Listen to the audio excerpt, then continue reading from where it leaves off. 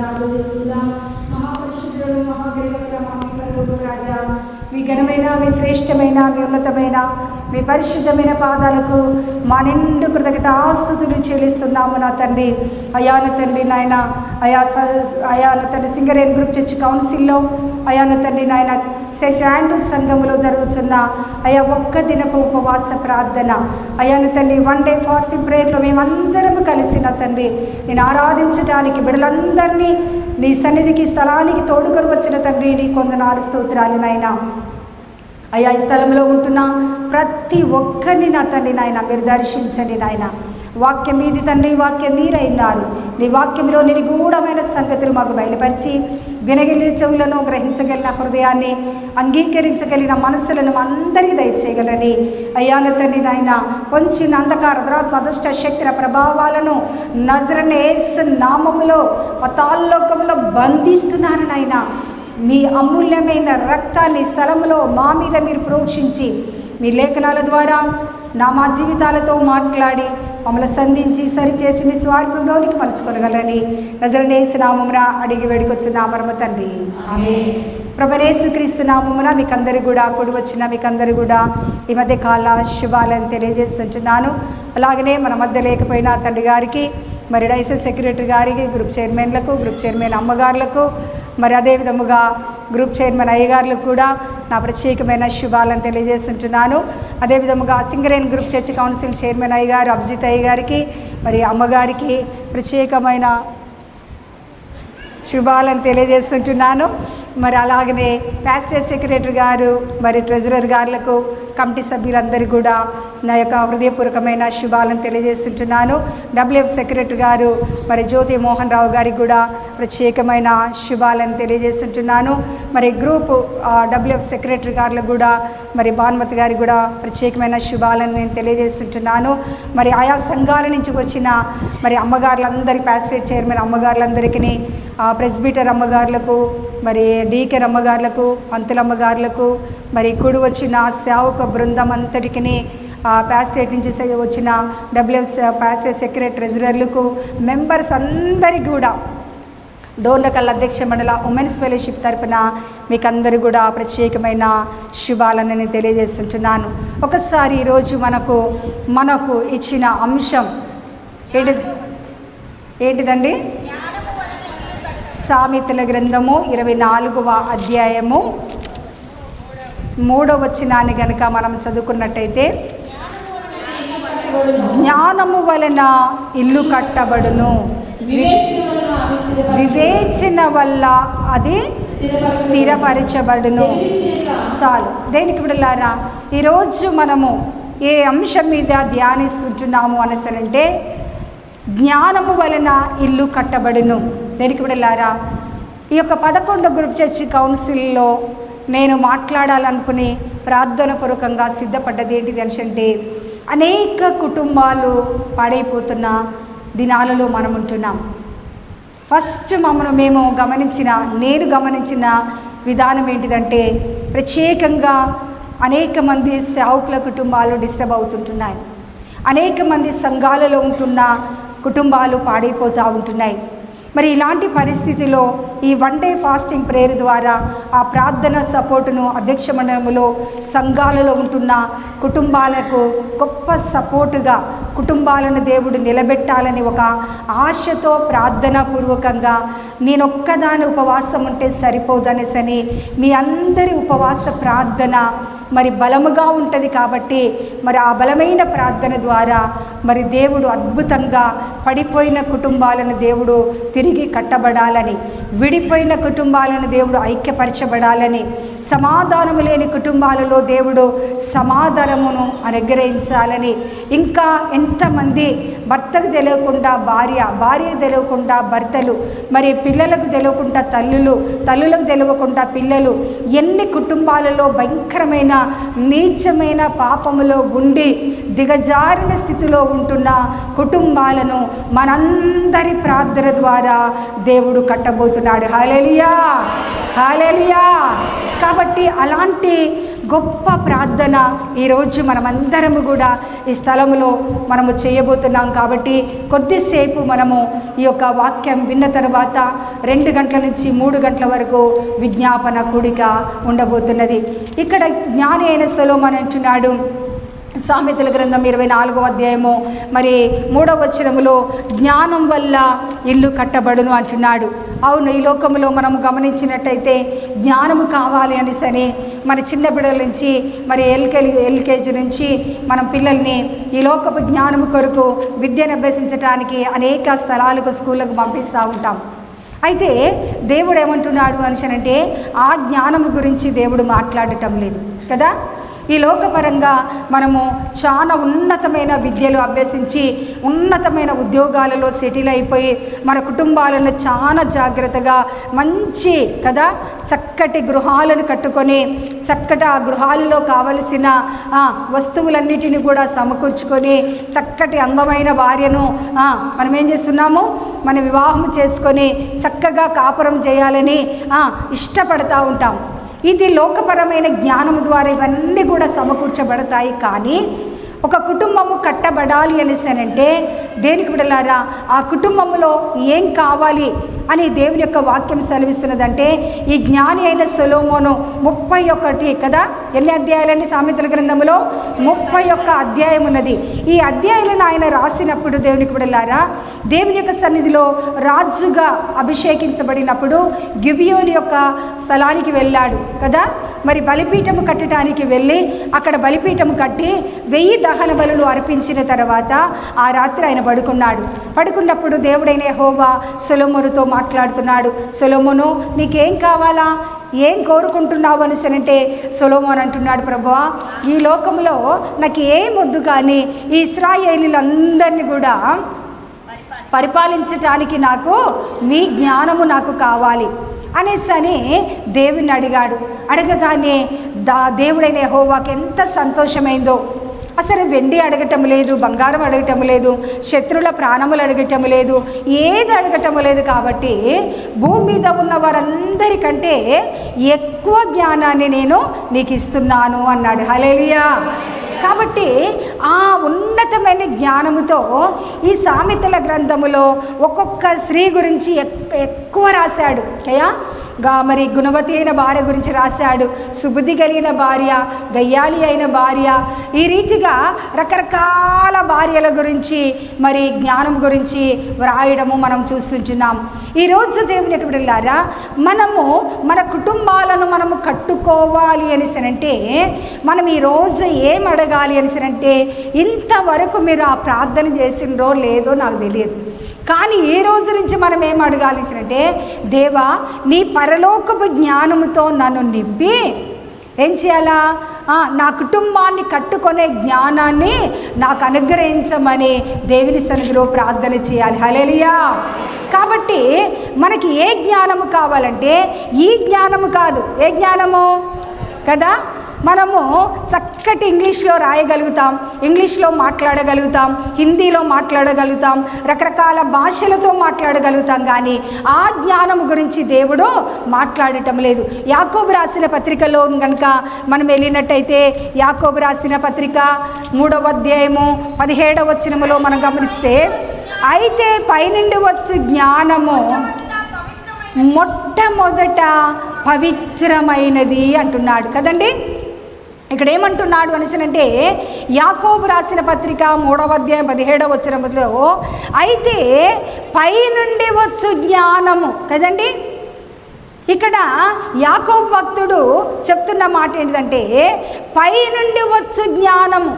ఏ జ్ఞానం కావాలా, ఒక స్త్రీ ఒక తల్లికి కావలసిన జ్ఞానం ఏంటిదంటే పైనుండి వచ్చే జ్ఞానము కావాలి కదండి.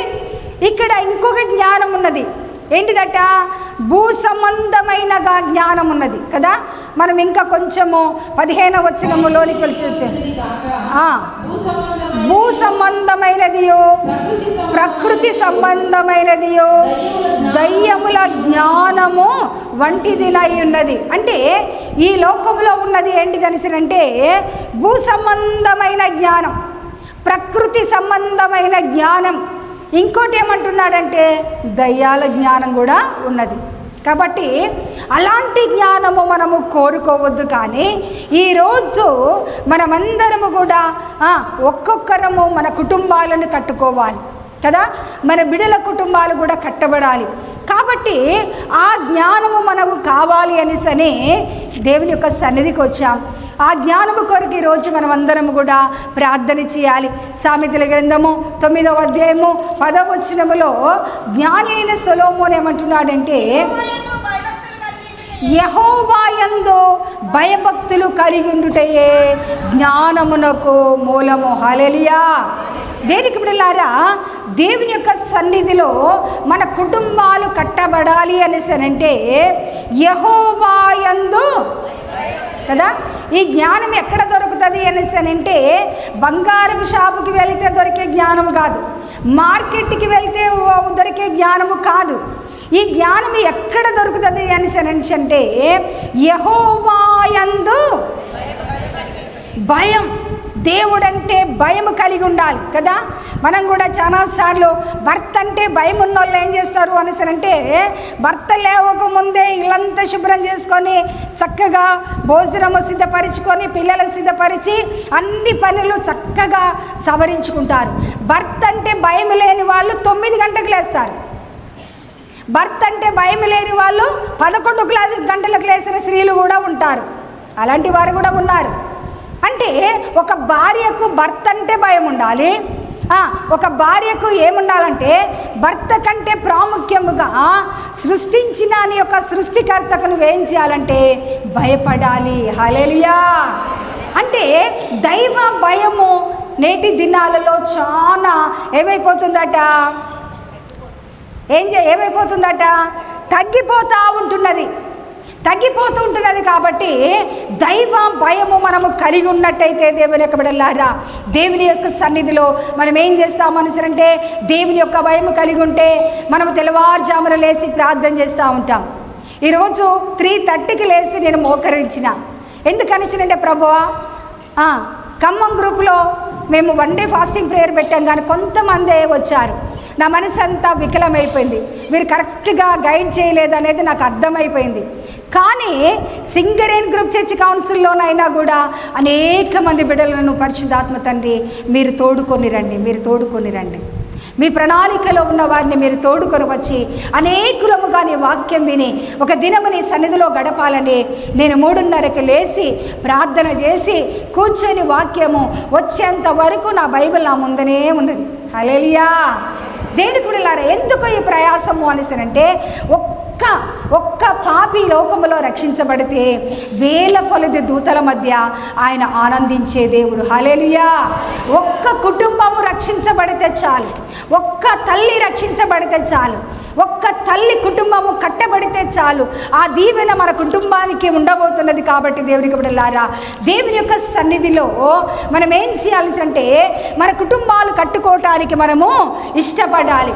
మనం గమనించినట్టయితే పరిశుద్ధమైన బైబిల్ గ్రంథములోనికి వెళితే ఆదికాండము 12వ అధ్యాయంలోనికి వెళితే ఆదికాండము 12వ అధ్యాయము 13-14 వచనాన్ని చదువుకుందాం.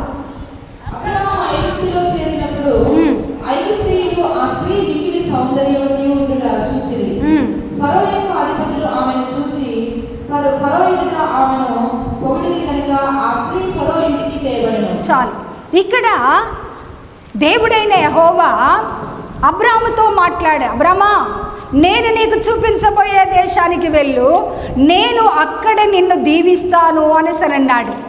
దేవుని యొక్క మాట విని అబ్రాము తన భార్యను శారాయిని వెంటబెట్టుకొని లోతుని వెంటబెట్టుకొని ఆ దేశాన్ని వదిలిపెట్టి ఎక్కడికి వచ్చేటట?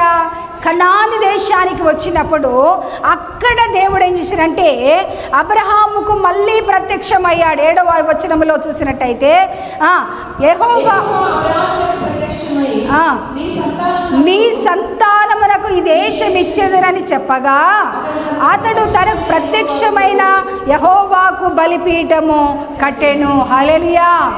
అంటే నేను చూపించబోయే దేశానికి వెళ్ళి అక్కడ దీవిస్తానన్నాడు. ఇప్పుడు ఆయన బయలుదేరి ఎక్కడికి వచ్చాడట? కనాను దేశానికి వచ్చినప్పుడు మళ్ళీ ప్రత్యక్షత జరిగింది. మళ్ళీ రెండవసారి ప్రత్యక్షమై ఏమంటున్నాడంటే నీ సంతానానికి ఈ దేశం ఇచ్చేదను అంటున్నాడు కదా. అనేసరి కానీ అక్కడ బలిపీఠము కట్టాడు. ఈరోజు మన జీవితాలలో కూడా క్రైస్తవ తల్లులముగా పిల్లలముగా ఉద్యోగరీతిగా మనం ఎన్నో ప్రాంతాలు తిరుగుతూ ఉంటాం కదండి. అనేకమైన ప్రాంతాలకు అనేకమైన దేశాలకు వెళుతూ ఉంటాం. అయితే నువ్వెక్కడ ఉన్నా కూడా నీ దేవుడు ఒక క్రైస్తవ తల్లిని దీవించటానికే ఆయన నిన్ను రక్షించుకున్నాడు. నిన్ను రక్షించుకొని నిన్ను సంఘంలో ఒక సభ్యురాలిగా చేసినప్పుడు నువ్వేం చేయాలి అంటే మనకిచ్చిన రక్షణను మనము కాపాడుకోవాలి కదండి. మనకిచ్చిన రక్షణను మనము కాపాడుకోవాలి. ఇక్కడ ఈ ఐగుప్తు దేశంలో అక్కడ ఆయన పరివాసిగా ఉంటున్న సమయంలో ఫరో రాజు యొక్క పనివారట ఈ యొక్క మరి శారాయిని గురించి ఆయన ఎదుట పొగిడారట కదండి. ఐగుప్తులో చేరినప్పుడు ఐగుప్తులో ఆ స్త్రీని మిక్కిలి సౌందర్యవతి అయినట చూచి ఫరో యొక్క అధిపతులు ఆమెను చూసి ఫరో ఎదుట ఆమెను గురించి పొగిడారట. అప్పుడు అరే చాలా అందగత్తాట కదా ఆమె అనేసని ఈ శారాయినట ఎక్కడ తీసుకొని వెళ్ళాడు? ఫరో ఇంటికి తేబడ్డది. ఈ తేబడినప్పుడు దేవుని యొక్క బిడ్డలారా ఎప్పుడైతే ఆ ఇంట్లో అడుగు పెట్టిందో దేవుని యొక్క బిడ్డలారా ఆమె ఎవరు అనేసి అంటే శారాయి దేవుని యొక్క మాట వినే కుమార్తె, పరిశుద్ధత కలిగిన స్త్రీ కదండి. ఆమె ప్రార్థన జీవితం కలిగిన స్త్రీ కాబట్టి దేవుడైన యెహోవా ఏం చేస్తున్నాడంటే 17వ వచనంలో మనం గమనించినట్టయితే అబ్రాము భార్య అయిన శారాయిని బట్టి ఫరోని అతని ఇంటి వారిని మహావేదనల పాలు చేసెను. హల్లెలూయా. అమలారా, ఈరోజు దేవుని నమ్మిన నీవు, ఒక భర్తకు భార్యగా ఉంటున్న నీవు ఎలాగా ఉండాలి అనేసానంటే నీవు ఒక పరిశుద్ధమైన తల్లిగా ఉండాలి కదండి. ఒక పరిశుద్ధమైన తల్లిగా మనం ఉండాలి. ఎందుకు అనేసంటే పేతురు రాసిన మొదటి పత్రికలోనికి వెళితే అక్కడ పేతురు రాసిన మొదటి పత్రిక 3వ అధ్యాయము 5వ వచనములో చదివితే అటువలే పూర్వం దేవుని ఆశ్రయించిన పరిశుద్ధ స్త్రీలను తమ స్వపురుషులకు దేవుని చేత తమను తాము అలంకరించుకున్నారు కదండి. ఇక్కడ పేతురు భక్తుడు అంటున్నాడు అటువలే పూర్వము దేవుని ఆశ్రయించిన పరిశుద్ధ స్త్రీలు తమ స్వపురుషులకు లోబడిండుట చేత తమ్మును తాము అలంకరించుకున్నారు. ఏమి అంటే పరిశుద్ధ స్త్రీలు ఎలాగుండాలా? మనమందరము కూడా దేవుని ఆశ్రయించిన నీవు నేను ఎలాగుండాలంటే పరిశుద్ధత నువ్వు అలంకరించుకోవాలి. ఈ లోకంలో ఉంటున్న బంగారమును అలంకరించుకోవటం కాదు, పట్టు వస్త్రాలను అలంకరించుకోవటం కాదు, ఈ లోకంలో ఉన్న వెండి బంగారములను అలంకరించుకోవటం కాదు. కానీ నీవు అలంకరించుకోవలసినది ఏంటిది అంటే పరిశుద్ధతను నువ్వు అలంకరించుకోవాలి. పరిశుద్ధతను కలిగిన శారాయి ఫరో ఇంటికి తేబడ్డది. ఎందుకంటే ఆమె అందాన్ని బట్టి తేబడినప్పుడు ఆ ఇంటిలో భయంకరమైన మహావేదనల పాలు చేశాడు దేవుడైన యెహోవా. ఎప్పుడైతే నీలో నాలో పరిశుద్ధత ఉంటున్నదో దేవుని యొక్క బిడ్డలారా, మన దేవుడు ఎవరు అనేసరంటే ఆయన దహించు అగ్ని కదండి. ఆయన దహించు అగ్ని అయించున్నప్పుడు దేవుని కలిగిన నీవు నేను ఎలాగుండాలా కదా. లేవికాండం 11వ అధ్యాయం 44వ వచనంలో ఏమంటున్నాడు? మీ దేవుడైన యెహోవాను నేను పరిశుద్ధుడని కాబట్టి మీరును పరిశుద్ధులై ఉండునట్లు మిమ్ములను మీరు పరిశుద్ధపరచుకోనండి. చూసారా? అంటే మహావేదనల పాలు చేసినప్పుడు అప్పుడు ఫరో రాజు పిలిచి అబ్రాహాముతో మాట్లాడి ఏం చేసిండట? మళ్ళీ శారాయిని తన ఇంటికి పంపించాడట. హల్లెలూయా.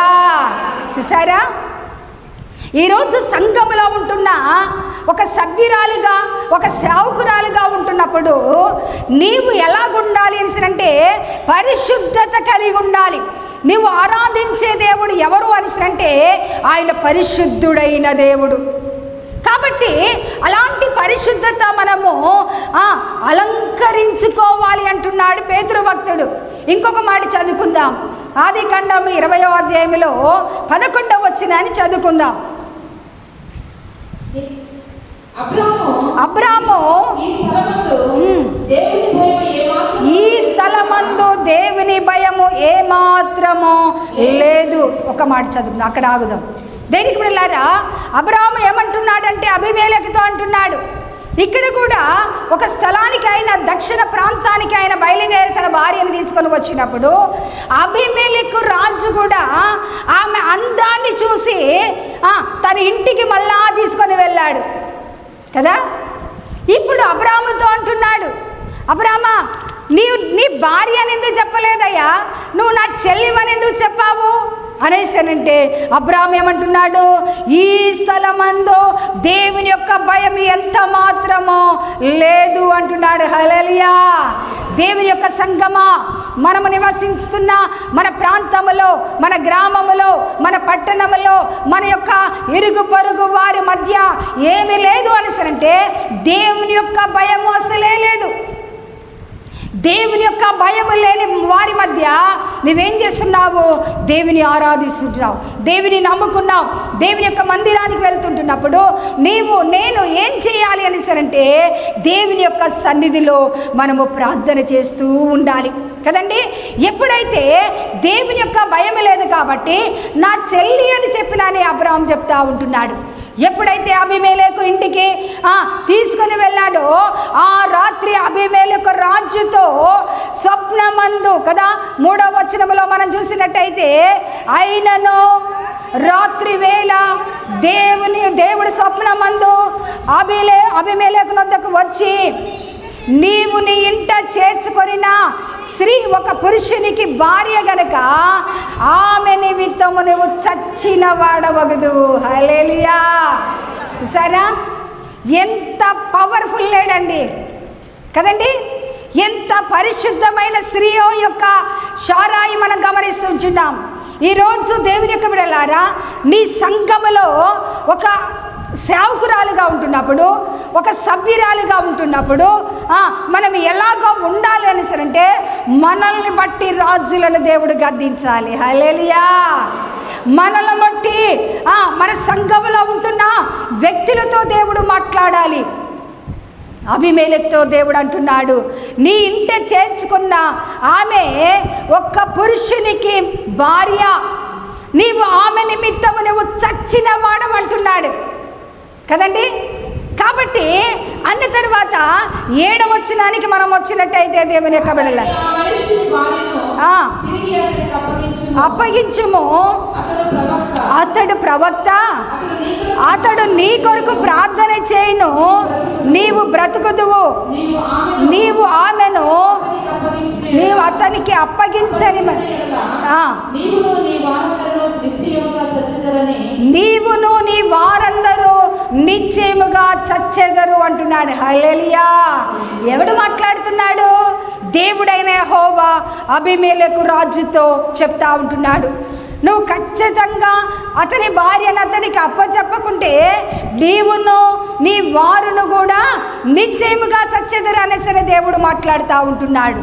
దేనికి బిడ్డలారా, నా జీవితాల్లో నిన్ను బట్టి కదండి, నీ జీవితము నా జీవితం ఎలాగుండాలి అనేసరంటే దేవుని నమ్మిన మన కుటుంబాలు నిలబడాలి అనేసరంటే మనము దేవుని యొక్క సన్నిధిలో ఎలాగుండాలట? ఏం చేయాలా? జ్ఞానవంతురాలు కదా. జ్ఞానం వల్ల ఇల్లు కట్టబడుతుంది. ఆ జ్ఞానం ఎక్కడిది అనేసరంటే పైనుండి వచ్చే జ్ఞానము పవిత్రమైనది. ఏంటిదంటే యాకోబు రాసిన పత్రికలో పైనుండి వచ్చే జ్ఞానము పవిత్రమైనది. పవిత్రమైనది కాబట్టి ఫరో రాజుతో దేవుడు మాట్లాడాడు. పవిత్రమైనది కాబట్టి అబీమెలెకు రాజుతో దేవుడు మాట్లాడి చివరిగా 18వ వచనంలో చూసినట్టయితే షారాని బట్టి అబీమెలెకు కుటుంబంలో ఉంటున్న వారందరి గర్భాలను దేవుడు మూసివేశాడు. హల్లెలూయా. చూసారా, అంత భయంకరంగా దేవుడు మాట్లాడుతున్నాడు. ఈరోజు దేవుని ప్రార్థిస్తుంటున్న మన జీవితాలలో ఎంతమంది మేము ఇలాంటి పరిశుద్ధత కలిగిన తల్లులముగా మనం ఉంటున్నాం?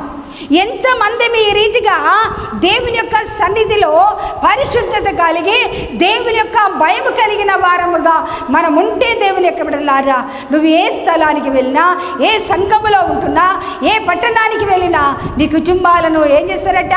దేవుడు అద్భుత రీతిగా దేవుడు మనల్ని కాపాడబడబోతుంటున్నాడు. కాబట్టి అలాంటి పరిశుద్ధత మనం ఏం చేయాలంటే కలిగి ఉండాలి. అందుకనే తెస్సలోనికలకు రాసిన మొదటి పత్రిక 4వ అధ్యాయం 3వ వచనంలోనికి వెళితే, తెస్సలోనికలకు రాసిన పత్రిక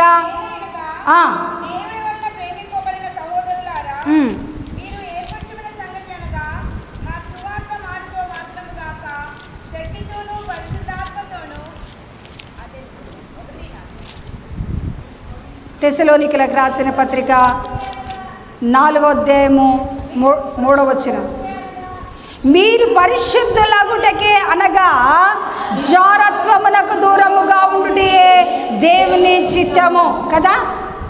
అపోస్తలుడైన పౌలు ఏమంటున్నాడంటే, తెస్సలోనిక సంఘముతో మీరు ఎలాగుండాలి అనేసి అంటున్నాడంటే, మీరు పరిశుద్ధులాగుటయే అనగా జారత్వమునకు దూరముగా ఉండుటయే దేవుని యొక్క చిత్తం.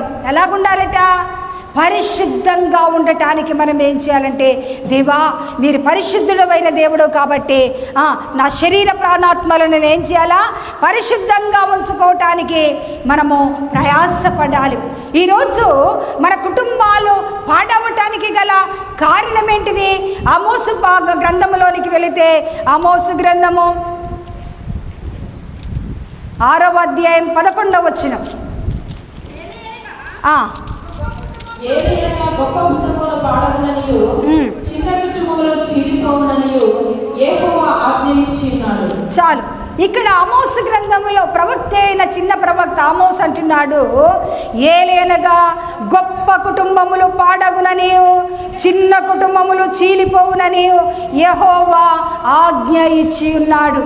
నేటి దినాలలో ఉంటున్న మనం గమనించినట్టయితే అనేక కుటుంబాలు, గొప్ప కుటుంబాలు ఏమైపోతున్నాయట? పాడైపోయిన స్థితిలో ఉంటున్నాయి కదండి. చిన్న కుటుంబాలు ఏమైపోతున్నాయి? చీలిపోతూ ఉంటున్నాయి. అలాంటి పరిస్థితిలో ఒక కుటుంబము కట్టబడాలి అంటే యెహోవా యందు భయభక్తులు కలిగి ఉండుట జ్ఞానానికి మూలం. జ్ఞానము కలిగిన తల్లిగా మనం ఏం చేయాలంటే, జ్ఞానవంతురాలు తన ఇల్లు కట్టును, 3 రాళ్ళు తన చేతులతో తన ఇంటిని ఓడబెరుకును అంటున్నాడు. ఈరోజు మన జీవితాలలో అలాంటి మనము దైవ భయము కలిగి పవిత్రత కలిగి ఉండినట్టయితే మన కుటుంబాలు పాడవకుండా, మన కుటుంబాలు చీలిపోకుండా ఉండటానికి దేవుడు కృప చూపించబోతున్నాడు. ఈ యొక్క అబ్రహాముతో పాటు లోతు కుటుంబము కూడా బయలుదేరి వచ్చింది కదా. ఈ లోతు కుటుంబము బయలుదేరి వచ్చిన తర్వాత ఈ లోతు ఏం చేసిందట? ఆదికాండ 13వ అధ్యాయంలోనికి వెళ్తే ఈ యొక్క అబ్రహాము పశువుల కాపరులకు, లోతు యొక్క పశువుల కాపరులకు కొంచెం గొడవ వచ్చింది. ఇప్పుడు అబ్రహాం అన్నాడు, నువ్వు పడమట తట్టి వెళ్తే నేను తూర్పు తట్టి వెళ్తా, నువ్వు దక్షిణము తట్టి వెళ్తే నేను ఉత్తరం తట్టి వెళ్తా, ఎందుకంటే మనం బంధువులం కదా, రక్త సంబంధులం కదా అనేసని ఒక్క మాట నోరు జారిండో లేదో అబ్రహాం ఏం చేసినట్ట సొదొమ గొమొరా వైపు వెళ్ళటానికి ఏం చేసినట్ట? ఆయన కన్నులెత్తి కదా 13వ అధ్యాయంలో 10వ వచనంలో మనం గమనించినట్టయితే, లోతు తన కన్నులెత్తి యోర్దాను ప్రాంతమును చూచెను. యెహోవా సొదొమ గొమొరా పట్టణమును నాశనము చేయక మునుపు సోయరుకు వచ్చే వరకు అదంతయు యెహోవా తోట వలెను, ఐగుప్తు దేశము వలెను నీళ్లు పారు దేశమై ఉండెను. చూసారా? ఈ లోతు కన్నులెత్తి ఎటువైపు చూసారట? యోర్దాను ప్రాంతం వైపు చూడగానే అదంతా కూడా యెహోవా యొక్క తోటలాగా కనపడ్డదట. చూసారండి? దేవుని యొక్క సన్నిధిలో దేవుని మార్గంలో నడవవలసిన లోతు, అబ్రహాముతో బయలుదేరి వచ్చిన లోతు అబ్రహాము యొక్క సహవాసాన్ని వదిలిపెట్టి సొదొమ గొమొర్రా పట్టణాని వైపు వెళ్ళిపోయాడు. అక్కడికి వెళ్ళి అక్కడ కాపురం ఉండటము మమ్మల్ని గమనిస్తుంటున్నాం. దేనికి బిడ్డలారా, ఎప్పుడైతే ఆ స్థలంలో కాపురం ఉన్నాడో దేవునికి బిడ్డలారా, ఆ సొదొమ గొమొర్రా మనుషులందరూ ఎలాంటి వారట భయంకరమైన విచ్చలవిడి పాపములో ఉంటున్న మనుషుల మధ్య ఆయన ఏం చేస్తున్నాడట, కాపురం ఉంటున్నాడు. 12వ వచనంలో చదువుకుందాం. లోతు ఆ మైదానమునందు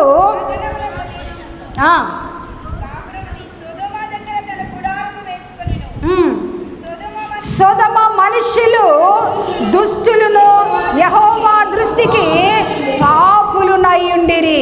చూసారా, ఇక్కడ ఈ యొక్క లోతు యొక్క కుటుంబము సొదొమ పట్టణం వైపు వెళ్ళి అక్కడ గుడారం వేసుకొని వారి మధ్య ఉంటున్నప్పుడు ఆ యొక్క సొదొమ మనుషులట దుష్టులునట పాపులుగా ఉంటున్నారు. ఈరోజు దేవునికి బిడ్డలారా, మన జీవితాలలో మన యొక్క సంఘములో సమాజంలో ఒక తల్లి నిర్ణయం తీసుకునేటప్పుడు, ఒక తల్లి తన కుటుంబాన్ని నడిపించేటప్పుడు దేవుని యొక్క సన్నిధిలో ప్రార్థనా పూర్వకంగా మన కుటుంబాన్ని నడిపించినట్టయితే మనం ఎక్కడికి వెళ్ళాలా, ఎక్కడ ఏ బిడ్డలను వివాహం చేసుకోవాలా, ఎక్కడ గృహము మనం కట్టుకోవాలా, ఏ స్థలములో నివాసం ఉండాలనేది పరిశుద్ధాత్మ దేవుడు ఏం చేస్తారట, అద్భుతంగా ఆయన నడిపిస్తూ ఉంటాడు. ఏమేం చేసిందంటే వీరిద్దరు కలిసి ఆ సొదొమ గొమొర్రా పట్టణం అంతా కూడా భయంకరంగా చాలా ఏదైనా తోట వల్ల ఉన్నదనేసి అని వాళ్ళు చూసి అలాగ బయలుదేరి వెళ్ళిపోయారు. కానీ సొదొమ గొమొర్రా పట్టణంలో ఉంటున్న మనుషులట దుష్టులను భయంకరమైన పాపులు అని వ్రాయబడి ఉన్నది.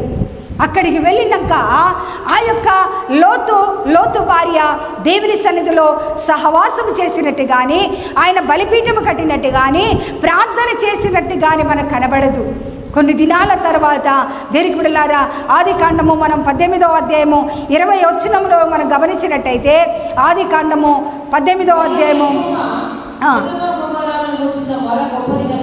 సొదొమ గొమొర్రాల గురించిన మొర గొప్పది గనక వాటి పాపము బహుభారమైనది కాబట్టి నేను దిగిపోయి నా ఎద్దుకు వచ్చిన ఆ మొర చొప్పున వారు సంపూర్ణముగా చేసిరో లేదని చూచెదను.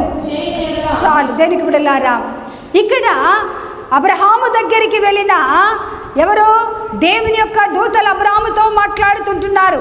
ఈ యొక్క సొదొమ యొక్క గొమొర్రా గూర్చిన మొర, వాటి పాపము నా దగ్గరికి వచ్చింది కాబట్టి నేనేం చేస్తున్నా, అక్కడికి వెళ్ళి ఆ పాపము జరిగిందా లేదని చూసి వస్తా అని దేవదూతలు అబ్రహాముతో మాట్లాడుతున్నారు. కానీ లోతు ఎక్కడ ఉన్నాడు అనేసనంటే సొదొమ గొమొర్రా పట్టణములో కాపురం ఉంటున్నప్పుడు ఆ ఇంటిలో నుంచి ఏమి రావాలా, కీర్తనల గ్రంథము 115వ దావీదు కీర్తనలోనికి వెళితే నీతిమంతుని యొక్క గుడారములో నుండి రక్షణ సునాదములు ఏం చేయాలా, వినబడాలి కదండి. నువ్వు ఎక్కడ కాపురం ఉన్నా కూడా నీ ఇంటిలో నుంచి ఏం కావాలి అంటే ప్రతి ఉదయము నీ యొక్క ఇంటిలో నుంచి ప్రార్థనలు మూలుగుతూ బయటికి రావాలి కదండి. నీ ఇంటిలో నుంచి రక్షణ గురించిన సునాదములు కదండి. 118వ దావీదు కీర్తన 15వ వచనములో నీతిమంతుని గుడారములో నుంచి రక్షణ గురించిన సునాదములు వినబడాలి. దేనికి బిడ్డలారా, సొదొమ గొమొర్రా పట్టణానికి వెళ్ళిపోయినాక ఆ మనుషులు ఎలాగ జీవిస్తుంటున్నారో దానికి అలవాటు పడిపోయి దేవుని ఆరాధించటము కానీ, దేవుని స్తుతించటము కానీ, దేవుని సన్నిధిలో విజ్ఞాపన చేయటం అనేది కానీ ఈ యొక్క లోతు భార్య చేయకపోవటం వల్ల ఏ మొర వినబడుతున్నదంటే అక్కడ జరుగుతున్న పాపమట దేవుని సన్నిధిలో మొర పెడతా ఉన్నదట. అయ్యా, ఈ పట్టణంలో భయంకరమైన పాపం జరుగుతున్నది అనేసి మొరపెట్టినప్పుడు దేవుని యొక్క దూతలాట పరలోకము నుండి దిగి వచ్చి సొదొమ గొమొర్రా పట్టణానికి బయలుదేరి వెళుతూ ఉంటున్నప్పుడు ఆ సంగతి అబ్రహాముతో చెప్పినప్పుడు అబ్రహాం అంటున్నాడు, అయ్యా ఈ యొక్క సొదొమ గొమొర్రా పట్టణంలో ఒకవేళ 50 మంది నీతిమంతులు కనుక ఉంటే ఈ పట్టణాన్ని మీరు రక్షిస్తారా? చూసారా, ఎవరో ఈయన సొదొమ గొమొర్రా పట్టణము గురించి అబ్రహాము బ్రతిమిలాడుతుంటున్నాడు దేవుని యొక్క సన్నిధిలో. ఒక ఇంటిలో ఎవరు ఉండాలి అంటే ప్రార్థన చేసే భర్త ఉండాలి. ఒక ఇంటిలో ఎవరు ఉండాలి అంటే ప్రార్థన చేసే భార్య ఇంటిలో ఉండాలి. ప్రార్థిస్తుంటున్న అబ్రహాము దేవుని యొక్క సన్నిధిలో మొరపెడతా ఉంటున్నాడు కదా. ఎందుకు ఎలాగ మొరపెడుతున్నాడు? ఎప్పుడైతే లోతు వెళ్ళిపోయాడు కదా, వెళ్ళిపోయి సొదొమ గొమొర్రా ఉంటున్నప్పుడు ఆయనకు అవసరమా మొరపెట్టడము? ఆయన విజ్ఞాపన చేయడం అవసరమా?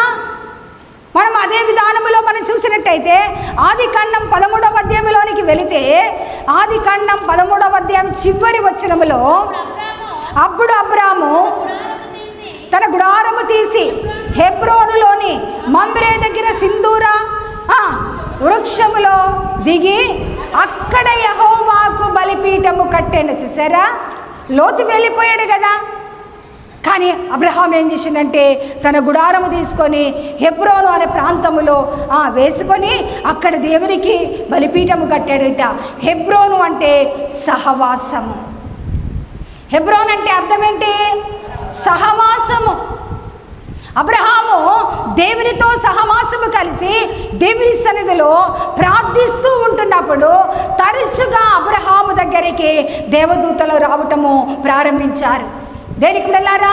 ఎక్కడ 2, 3 ఆయన నామములో కూడి ప్రార్థన చేస్తారో దేవునికి వెళ్ళారా అక్కడికి ఆయన దిగి వస్తూ ఉంటాడు. అబ్రహాము ఆ యొక్క సింధూర వృక్షమనే ఆ వనములోనికి వెళ్ళి హెబ్రోన ప్రాంతములో ఆయన బలిపీఠము కట్టి ప్రార్థన చేసినప్పుడు దేవుడు అబ్రహాము యొక్క మొరను వింటున్నాడు. 18వ అధ్యాయంలోనికి వెళితే అబ్రహాము ఎక్కడ ఉన్నాడట? మమ్రే గుడారములో ఉంటున్నప్పుడు అక్కడికి వెళ్ళిపోయారు దేవదూతలు. చూసారా, అబ్రహాము ఎక్కడికి వెళ్ళిపోయినా కూడా దేవదూతలు అబ్రహాముతో పాటు వెళ్ళి అబ్రహాముతో మాట్లాడుతూ ఉంటున్నారు. దేనికి బిడ్డలారా, దేవుడు నీతో నాతో ఆయన మాట్లాడాలి అంటే నీ సహవాసము ఒక తల్లి ఏం చేయాలి అంటే సంఘములో ఉంటున్న సేవకులతో సహవాసం కలిగి ఉండాలి. సంఘములో ఉంటున్న పరిశుద్ధులతో సహవాసము నీవు కలిగి ఉండినప్పుడు నీ కుటుంబాన్ని నువ్వు ఎలా కట్టుకోవాలో, నీ కుటుంబంలో సమస్య వచ్చిందా, భార్యాభర్తల సమస్య, మనం ఏం చేస్తాము? మన యొక్క సహవాసంలో ఉన్న వారితో విజ్ఞాపనలు చేస్తూ ఉంటాం. ఒక దినమున దేవుడు అద్భుతమైన కార్యాన్ని దేవుడు జరిగిస్తూ ఉంటాడు కదండి. దేవుడు జరిగిస్తూ ఉంటాడు. అలాంటి జరగాలి అంటే మనం ఏం చేయాలా? అబ్రహాములాగా దేవుని యొక్క సహవాసము కలిగి ఉండాలి. విలాప వాక్యములో 1వ అధ్యాయము 4వ వచనములో మనం చూసినట్టయితే విలాప వాక్యం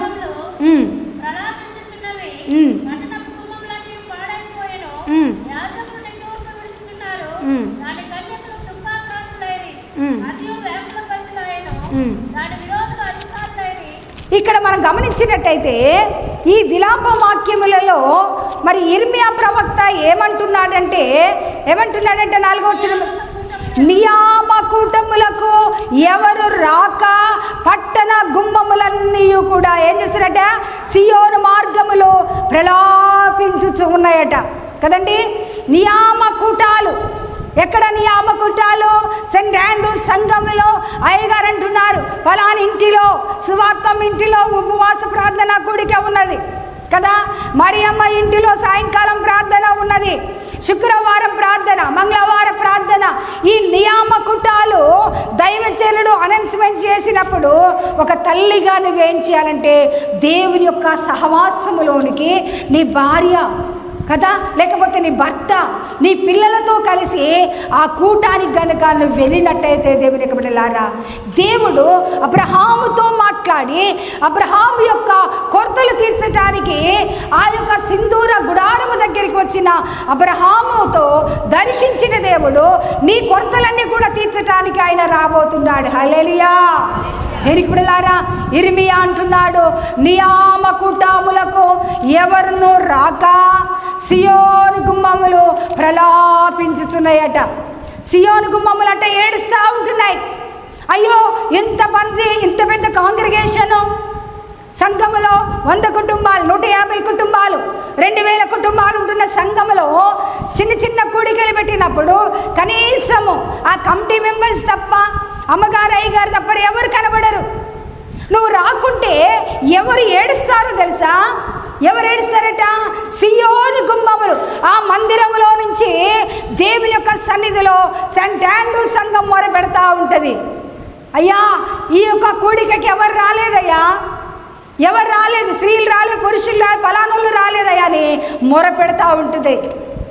కానీ దేవుని బిడ్డలారా, నువ్వు వచ్చినట్టయితే, ఏ తల్లి అయితే వస్తుందో ఆ కుటుంబంలో ఉంటున్న కొరతలు ఏమైతే ఉన్నాయో వాటన్నిటిని కూడా తీర్చడానికి ప్రభు అయిన దేవుడు పరలోకము నుంచి దేవదూతలు మన మధ్యలోనికి పంపించబోతున్నాడు. హల్లెలూయా. దేవునికి బిడ్డలారా, మనం ఆదికాండ 18వ అధ్యాయంలోనికి వెళితే అబ్రహాం ఎక్కడ ఉన్నాడట? మమ్రే దగ్గర ఉంటున్న సింధూర గుడారములో ఉంటున్నప్పుడు అక్కడికి వెళ్ళటం అవసరమా దేవదూతలు? కదండి, అక్కడికి వెళ్ళటము అవసరమా? ఎందుకు అనేసనంటే ఆయన సహవాసం ఎక్కడుందట? అందుకనే యోహాను రాసిన మొదటి పత్రికలోని కనుక మనం వెళితే, యోహాను రాసిన మొదటి పత్రిక 1వ అధ్యాయము 3వ వచనములో మనం గమనించినట్టయితే, మాతో కూడా మీరు సహవాసము కలిగినట్లు మేము చూచిన దానిని, వినిన దానిని మీకును తెలియజేస్తున్నాము. మన సహవాసం అయితే తండ్రితో కూడాను ఆయన కుమారుడైన యేసు క్రీస్తుతో కూడా ఉన్నది. హల్లెలూయా కదా. యోహాను భక్తుడు ఏమంటున్నాడంటే, మన సహవాసం అయితే తండ్రితో కూడాను ఆయన కుమారుడైన యేసు క్రీస్తుతో కూడా ఉన్నది అంటున్నాడు.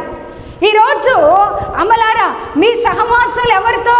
టీవీతో సహవాసం చేస్తున్నావా? అమ్మలక్కలతో సహవాసం చేస్తున్నావా? ఇప్పుడు ఎవరితో పని లేదు కాబట్టి చక్కటి ఫోన్ మన చేతిలో ఉన్నది.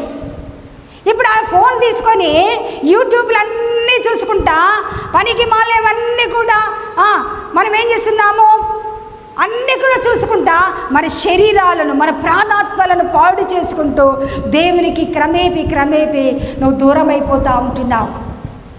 దేనికి వెళ్ళారా? సింధూర గుడారములో ఉంటున్న అబ్రహాము దగ్గరికి దేవదూతలు వచ్చి అంటున్నారు, ఏమంటున్నారు? అబ్రహామా, ఇప్పుడు నీ యొక్క భార్య అయిన శార గొడ్రాలుగా ఉన్నది కాబట్టి ఇప్పుడు ఆమెను మరుసటి ఏటి వరకు ఆమె ఒడిలో ఒక కుమారుడు ఉండబోతున్నాడు. హల్లెలూయా.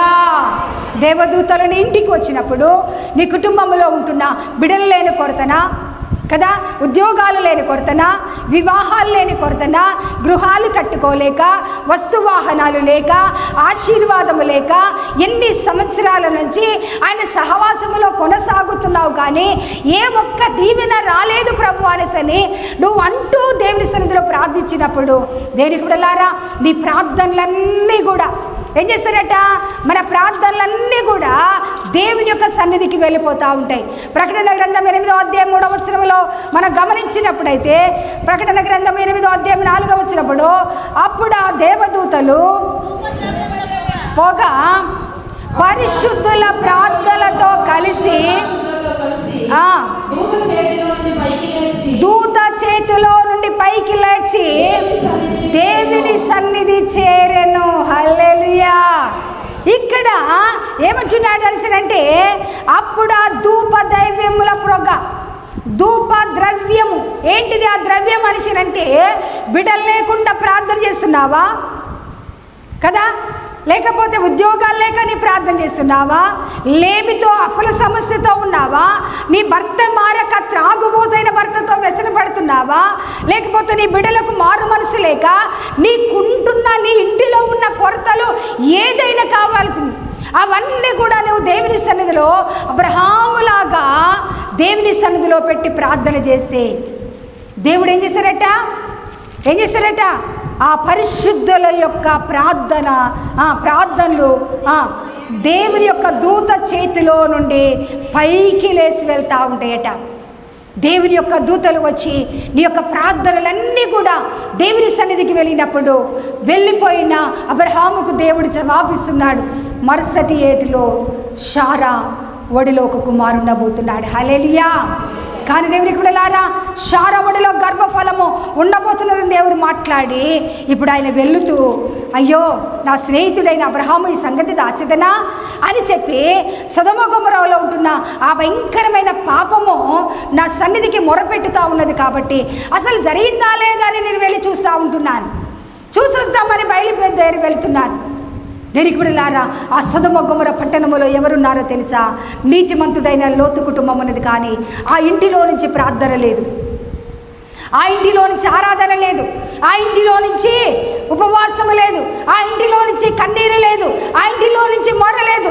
ఈరోజు ఈ యొక్క గృహకుడికి వచ్చిన తల్లి, నీ కుటుంబంలో నీ ఏ గ్రామంలో ఉన్నా కూడా ఆయన అద్భుతంగా నీ కుటుంబాన్ని కాపాడబోతున్నాడు. కాపాడబడాలి అంటే లోతు భార్యలాగా మనం ఉండకూడదు. ఏమంటున్నాడు లూకాసు వార్తలోనికి వెళితే? లోతు భార్యను కదా, లూకాసు వార్త 17వ అధ్యాయం 32వ వచనములో లోతు భార్యను జ్ఞాపకం చేసుకోనండి.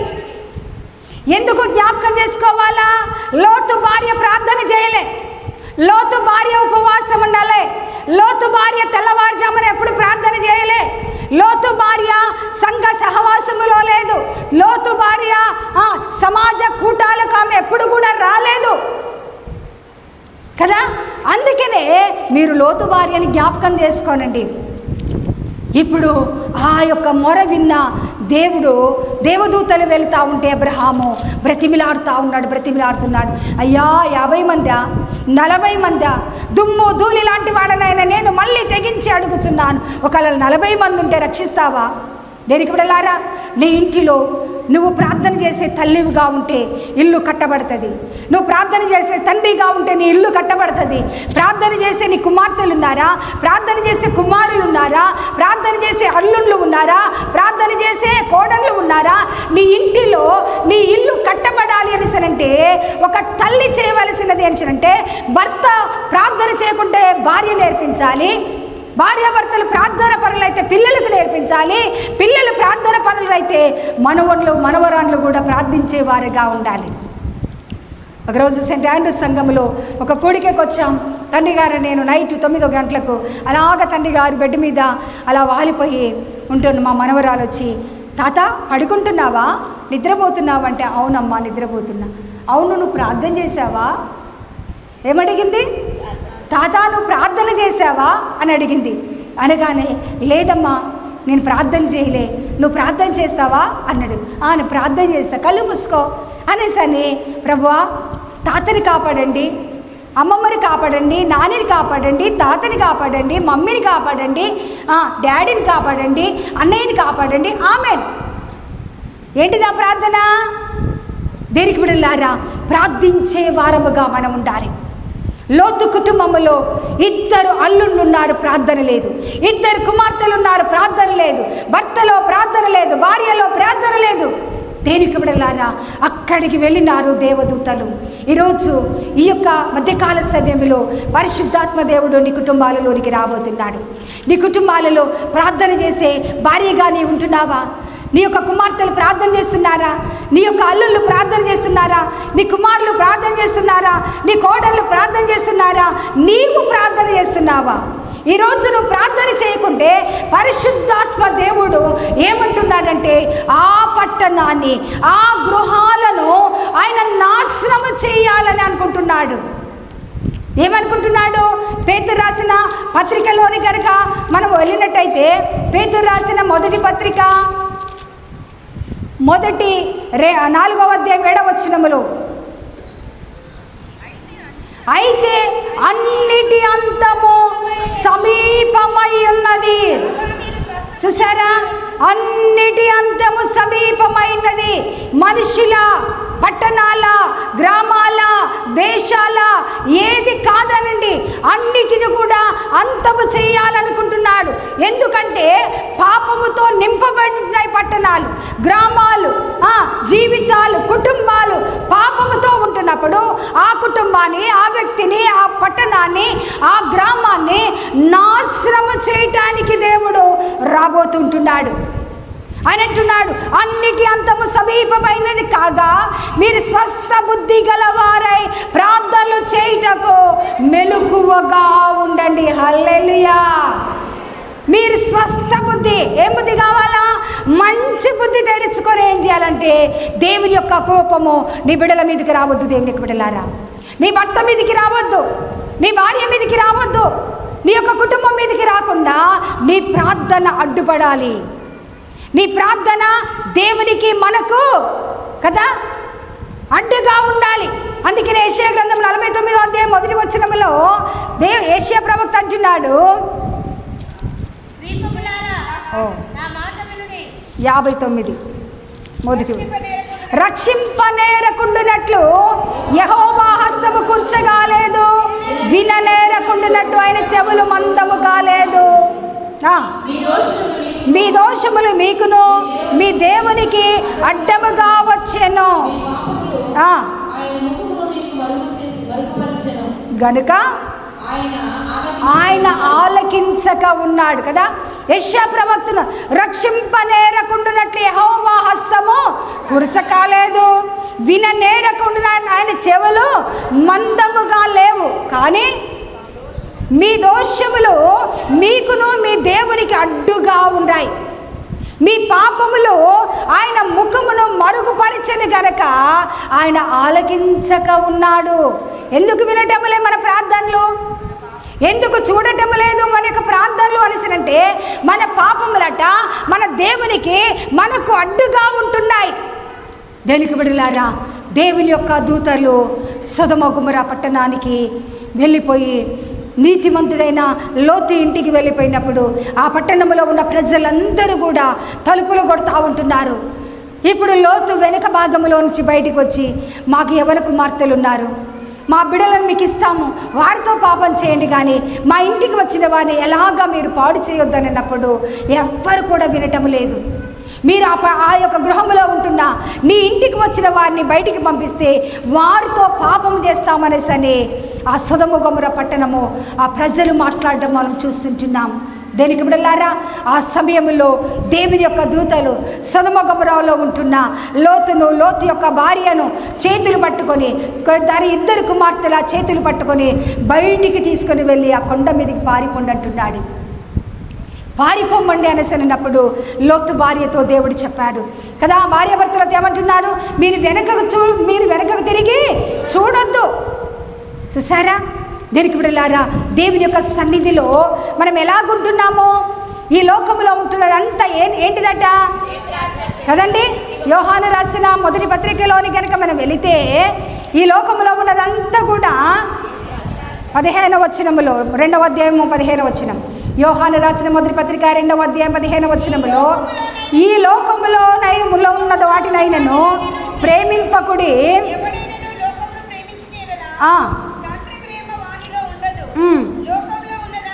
లోకములో ఉన్నదంతయు అనగా శరీరాశ, నేత్రాశ, జీవపు డమ్మము తండ్రి వల్ల పుట్టినవి కావు, ఇవి లోక సంబంధమైనదే. హల్లెలూయా కదండి. ఈ తల్లితో ఈ తండ్రితో దేవదూతలు మీరు వెనకకు తిరిగి చూడదు ఎవరు కూడా.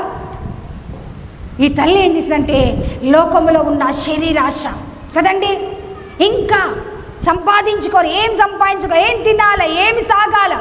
యేసుప్రభు అంటున్నాడు కదా, ఏమంటున్నారు, మీరు వీటేటిని గురించి మీరు చింతపడద్దు, మొదట నా నీతిని నా రాజ్యాన్ని వెదకండి, అప్పుడు మీకు అవన్నీ దొరుకుతాయి.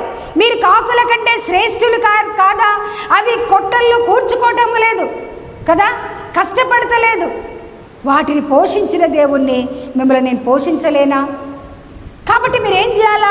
నేను ఈరోజు ప్రార్థన చేసినా లేదా, ఈ శుక్రవారం ఉపవాసం ఉన్నా లేదా, ఈ యొక్క ఆన్లైన్కి వచ్చినా లేదా, అది ఒక్కటి మాత్రమే.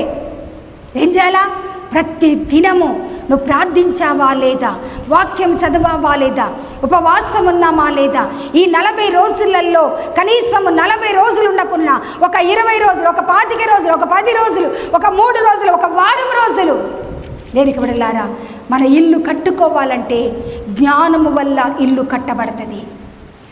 లోతు భార్య జ్ఞానము లేక కదండి, జ్ఞానవంతురాలు తన ఇల్లు కట్టును, 3 రాళ్ళు తన చేతులతో తన ఇంటిని ఊడబెరుకును. 3 రాళ్ళుగా ఉంటున్న లోతు భార్య ఏం చేసిందంటే వెనకకు తిరిగి చూసి ఉప్పు స్తంభముగా మిగిలిపోయింది. ఉప్పు స్తంభముగా మిగిలిపోయినప్పుడు దేవుని యొక్క బిడ్డలారా, ఈ యొక్క లోతు కుమార్తెలు ఆ కొండలోనికి వెళ్ళి కాపురం ఉంటున్నారు.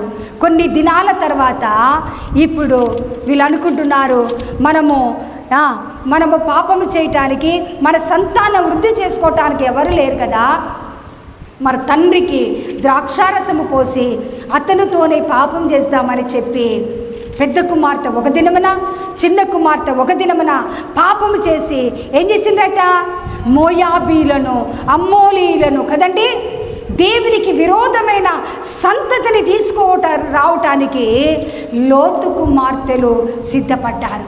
ఈరోజు నీ ఇంటిలో ప్రార్థన లేకుంటే, నీవు నీ ఇంటిని కట్టుకోవాలి అనేసనంటే షారాయిలాగా మనం ఏం చేయాలట, దైవ భయము కలిగిన కదా. అందుకనే కీర్తనాకారుడైన దావీదు 16వ దావీదు కీర్తన 3వ వచనములో మనం గమనించినట్టయితే, నేను ఇలాగందును, భూమి మీద ఉన్న భక్తులే శ్రేష్ఠులు, వారు నాకు కేవలము ఇష్టలు అంటున్నారు. దేవుని ఎవరు ఇష్టపడుతున్నారు? భక్తి కలిగిన అబ్రహాముని ఇష్టపడి అబ్రహాము యొక్క గర్భాన్ని తెరిచి అబ్రహాము, ఇస్సాకు, యాకోబుల తండ్రిగా ఆయన పిలువబడ్డాడు. వెనుకబడలారా, నువ్వు భక్తిని చేసినట్టయితే, నీ పరిశుద్ధతను కాపాడుకున్నట్టయితే, నీ గర్భములో నుంచి రాజులు రాబోతున్నారు, యాజకులు రాబోతున్నారు.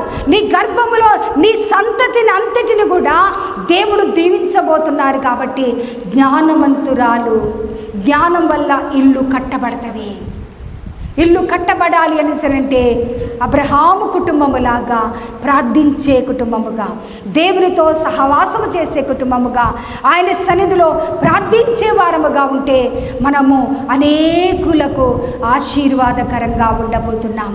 ప్రార్థన లేని కుటుంబము, లోతు కుటుంబము శపించబడిన జనాంగాన్ని తీసుకొని వచ్చింది. వారే మోయాబీలు, అమ్మోనీలు. ఈరోజు తల్లి, దీంట్లో ప్రార్థన ఉన్నదా? నువ్వు ప్రార్థించే తల్లివిగానే ఉంటున్నావా? లేకపోతే ఇదే అనుకూల సమయం, ఇదే రక్షణ దినము. ఈరోజు ఈ స్థలంలో ఉంటున్న అమ్మలారా, తండ్రులారా, ఈరోజు మన జీవితాలలో తెల్లవారుజామున లేసి నీ పసిబిడ్డల ప్రాణముల కొరకు ఆయన తట్టు నీ చేతులెత్తి ప్రార్థన చేయటము ఈ రోజు నుంచి ప్రారంభించు. ప్రార్థన చేయని భర్తను తీసుకొని దేవుని సహవాసములోనికి వెళ్ళు. సంఘములోనికి వెళ్ళినట్టయితే అబ్రహామును దీవించిన దేవుడు మన కుటుంబాలను దేవుడు దీవించబోతున్నాడు. మన కుటుంబాలను విడిపోయినాయా? మన కుటుంబాలు విడిపోయినాయా? మన కుటుంబాలు పాడైపోయినాయా? అయినా కూడా దేవుడు అంటున్నాడు, ఈ 2025వ సంవత్సరము మీ కుటుంబాలను కట్టబోతున్నాడు. మీ కుటుంబాలలో సమాధానం ఇవ్వబోతున్నాడు. మీ కుటుంబాల్లో సంతోషం ఇవ్వబోతున్నాడు. ఏ సంవత్సరం జరగని కార్యము ఈ 2025వ సంవత్సరము ఆయన చెయ్యాలని ఆశపడుతున్నా ఆ దేవుని దగ్గర మీ హృదయాన్ని విప్పి, అయ్యా లోతు భార్యలాగా నేను ఉండొద్దు నాయన. లోకములో ఉన్నదంతా శరీరాశ, నేత్రాశ, జీవపు డంబము, ఇవి తండ్రి వల్ల పుట్టినవి కావు, ఇది లోక సంబంధమైనవి. కాబట్టి వీటి మీద ఆశ పెట్టుకోకుండా ఈరోజు నేను దైవజనులతో సహవాసము కలిగి ప్రార్థించే తల్లిగా నన్ను అభిషేకించండి. నా కుటుంబాన్ని కట్టండి నాయన, నా బిడ్డల కుటుంబాలను కట్టండి, నా కుటుంబాన్ని ఆశీర్వదించమని ఏ తల్లి అయితే ఈరోజు ఏకీభవించి ప్రార్థన చేస్తుందో దేవునికి బిడ్డలారా, ఆ కుటుంబాన్ని దేవుడు కట్టబోతున్నాడు. జ్ఞానం వల్ల ఇల్లు కట్టబడుతుంది. ఈరోజు మన కుటుంబాలన్నిటిని కూడా కట్టబోతున్న దేవుని దగ్గర దేవునితో ఒక నిబంధన చేసుకుందాం, ఒక ప్రమాణం చేసుకుందాం. యేసయ్యా, ఈరోజు ఇన్ని రోజులు తెల్లవారుజామున లేసి నేను ప్రార్థన చేయలేదు. ఈ రోజు నుంచి నేను తెల్లవారుజామున లేసి నా భర్త కొరకు, నా బిడ్డల కొరకు, అనేకుల కొరకు నేను ప్రార్థన చేస్తాను. ప్రతి మంగళవారం ప్రార్థన, ప్రతి శుక్రవారం ప్రార్థన, ఆదివారం ఆరాధన, కుటుంబ ప్రార్థనలు, సంఘ సహవాసములు నేను ఉండబోతున్నానని సరే నన్ను నిలబెట్టమని మనమందరం కూడా తలలు వంచండి. చిన్న ప్రార్థన చేసుకొని ముగించుకుందాం. మహాపరిశుద్ధులను మహాగ్రులమైన నా ప్రియ పరలోకపు రాజా, మీ పవిత్రమైన పాదాలకు మా నిండు కృతజ్ఞతాస్తుతులు చెల్లిస్తున్నాము నాయన. అయ్యా జ్ఞానము వలన ఇల్లు కట్టబడుతుందని మీరు మాట్లాడిన ప్రతి మాటని బట్టి నీకు వందనాలు. ఎన్ని కుటుంబాలు చిన్నాభిన్నమయ్యాయి, ఎన్ని కుటుంబాలు నాయన విడిపోయాయో, ఎన్ని కుటుంబాలలో సమాధానం లేదు, ఎన్ని కుటుంబాల్లో సంతోషము లేదు, ఎన్ని కుటుంబాలలో ఆరోగ్యాలు లేవో, ఎన్ని కుటుంబాలలో ఆర్థికమైన ఆశీర్వాదాలు లేవో, ఎంతమంది తల్లులు తండ్రులు ఈ స్థలంలో ఉన్నారు నాయనా. నీ బిడ్డలు నీతో నిబంధన చేసుకుంటున్నారు, నీతో ప్రమాణం చేసుకుంటున్న ప్రతి తల్లి మీద మీ దయగలిగిన హస్తం ఉంచండి. అబ్రహాము, ఇస్సాకు, యాకోబులను ఆశీర్వదించిన దేవుడవు నాయన. ఈ స్థలంలో ఉంటున్న మమ్మల్ని అందరినీ కూడా అబ్రహాము కుటుంబములాగా మా కుటుంబాలన్నిటిని కూడా మీరు కట్టి ఆశీర్వదించమని నీ సన్నిధిలో మేము ప్రార్థిస్తున్నాము నాయన. లోతు కుటుంబములాగా శపించబడిన అయా కుటుంబాలలాగా మా కుటుంబాలు, మా గర్భఫలాలు ఉండకుండా నాయన అయ్యా మీ ఆశీర్వాదాలకు నాయన పాత్రులుగా మమ్మల్ని అందరినీ చేయండి. పరిశుద్ధాత్మ తండ్రి, కూడి వచ్చిన ప్రతి తల్లిని బట్టి, సేవకులను బట్టి, సేవకురాలను బట్టి నీకు వందనాలు స్తోత్రాలు చెల్లిస్తున్నాము. మమ్మలను, మా కుటుంబాలను కట్టి ఆశీర్వదించి మా కుటుంబాలు సంఘానికి, సమాజానికి, అధ్యక్ష మండలానికి, లోకానికి ఆశీర్వాదకరంగా నిలబెట్టగలగాలని నజరేయుసు నామమున అడిగి వేడుకొంచున్నాం పరమ తండ్రి. ఆమేన్.